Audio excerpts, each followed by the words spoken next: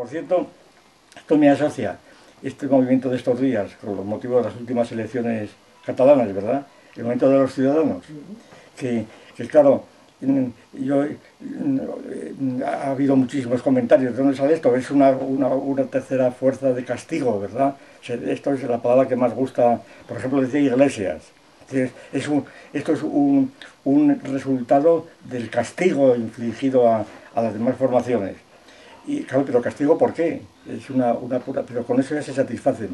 A mí me parece, aunque está todavía muy verde y hablando con algunos de ellos, que alguna vez he hablado, a mí me parece que la tercera vía que quieren abrir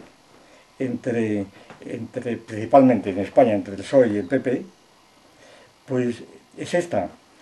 Una vía, a mí me parece que el PSOE sabemos por dónde está. ¿Bien?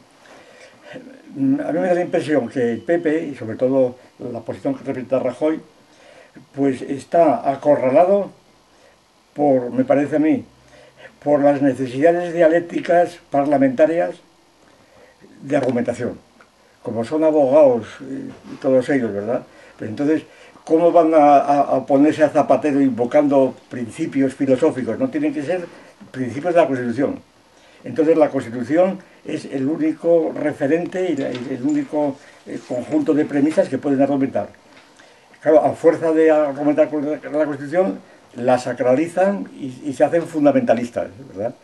Como resulta que está, de hecho, evolucionando la Constitución, pues entonces las fuerzas progresivas, expresión que la emplearon estos días mucho los del PSC, las fuerzas progresivas, ¿progresivas hacia dónde? Claro, progresivas hacia el autonomismo, hacia el nacionalismo y el separatismo, por el progreso hacia allí, claro.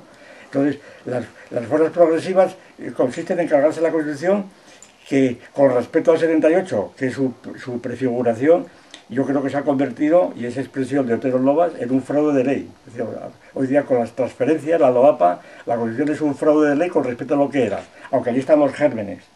Y entonces, a mí me parece que el movimiento de los ciudadanos, únicamente yo lo entiendo como una especie de tercera vía que abren, no en el sentido de desarrollar la Constitución en ese sentido, sino de frenarla y de retrotraerse hacia una república unitaria de ciudadanos, donde todos los ciudadanos españoles sean iguales, claro. Y entonces ya no hay ciudadanos catalanes ni esto. El peligro que yo creo que están encerrados es el humanismo, que eso lo oía yo ayer en unas declaraciones que hicieron, muy precipitadas, porque no lo tenía todavía ideado. Pues escuché decir Boadell y el otro, que el pobre hombre Arthur tiene como que ha hecho, ¿no? Todavía no tiene una teoría, ¿verdad? Pero sin embargo, yo creo que lo que representa es esto, ¿no? La idea de que la prueba es que quieren extender el movimiento a Madrid, a País Vasco, a Ciudadanos, y entonces estamos en lo mismo. Es decir, si algo tiene alguna novedad es que los ciudadanos son todos iguales como parte de una nación unitaria.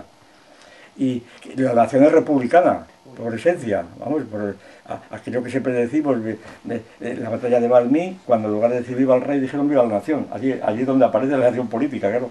Y entonces, o bien republicana, o en España, en las Cortes de Cádiz, república constitucional, que ya no es soberana, ¿verdad? Que decía Flores Estrada. Y el primero, eso es un escrito del año 8, me parece, cuando están en Cádiz.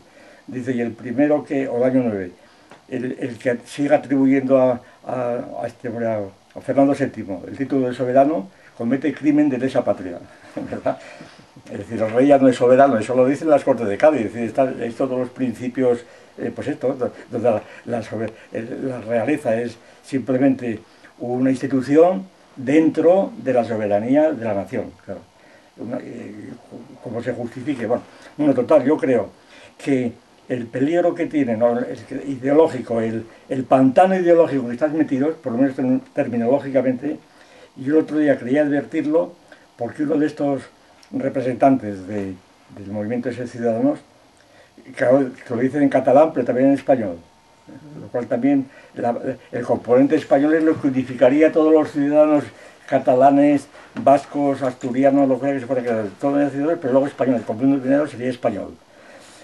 Pues yo creo que hay una frase que me sorprendió mucho por inconsistente con esos principios.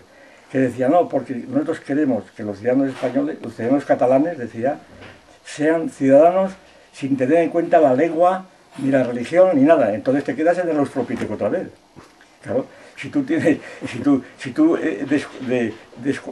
vamos, segregas la lengua, la religión, la raza, el sexo, pues sobre todo si descuentas la lengua y la cultura, entonces es el australopiteco, te encuentras en el hombre de Rousseau, otra vez. Y diciendo que seamos ciudadanos en cuanto a hombres. Ahí es donde yo creo que no han tenido todavía tiempo para reflexionar en qué pantano están metidos. Porque es la famosa cuestión de la Declaración de los Derechos del Hombre y del Ciudadano de la Revolución Francesa, precisamente donde está toda la contradicción entre el hombre y el ciudadano. Contradicción que fue esencial en todo el proceso revolucionario. Es decir, la Declaración de los Derechos del Hombre de la Asamblea Francesa del 79, claro, es condenada por Pío VI. Claro, porque primero dicen quién es la Asamblea Francesa para establecer los derechos del hombre. Claro. Aquí, ¿quién le ha dado vela para ese entierro o para ese nacimiento? Y esto mismo fue criticado por Bentham y otros muchos. Es decir, la Asamblea Francesa, ¿por qué tiene que los derechos del hombre, dice el Papa, los hemos declarado nosotros? ¿No? Hay una competencia entre la Iglesia y el nuevo Estado. Ahora, cierto es que después de la Segunda Guerra Mundial, ya está la ONU, que es un organismo de carácter internacional que parece que puede tener legitimidad para proclamar derechos del hombre. Vamos a lo que voy. Ahora resulta que estos derechos que invocaban los ciudadanos son en cuanto a hombres. Pero en cuanto a hombres no resuelve nada, el problema sigue sin resolver. Porque entonces, en cuanto a hombres, ¿cómo se organizan? ¿En qué idioma hablan en Cataluña los ciudadanos que no tienen distinción de lengua y de raza? ¿En qué hablan?